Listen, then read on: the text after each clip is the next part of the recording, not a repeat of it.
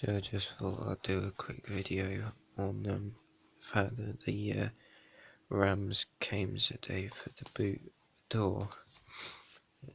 As you can tell, I don't feel very well, but there you go. Yeah, it came in this bag in the post, each individually wrapped, from the strut depot. It says just there, and it says don't open high pressure, cannot be compressed by hand.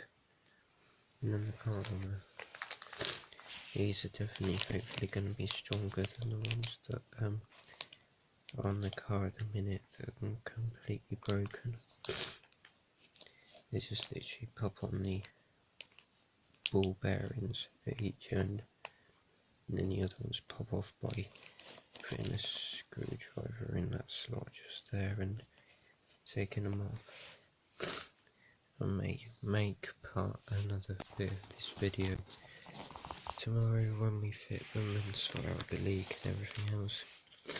Also, we're now going to have to buy a new rear light for the car, but there we are.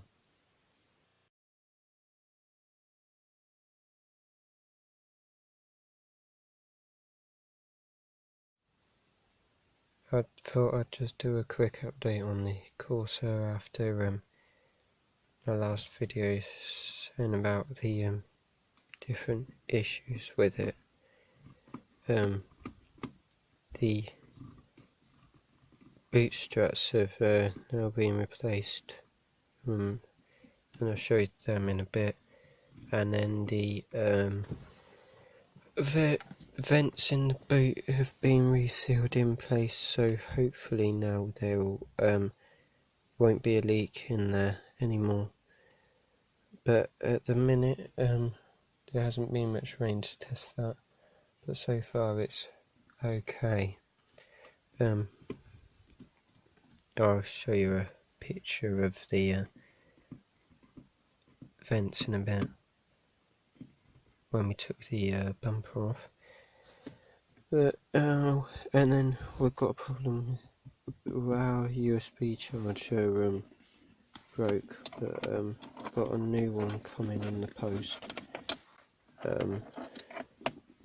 So yeah, and there's that bit of plastic somewhere that came off the back of the seat. Yeah. So you're going to the rear of the car.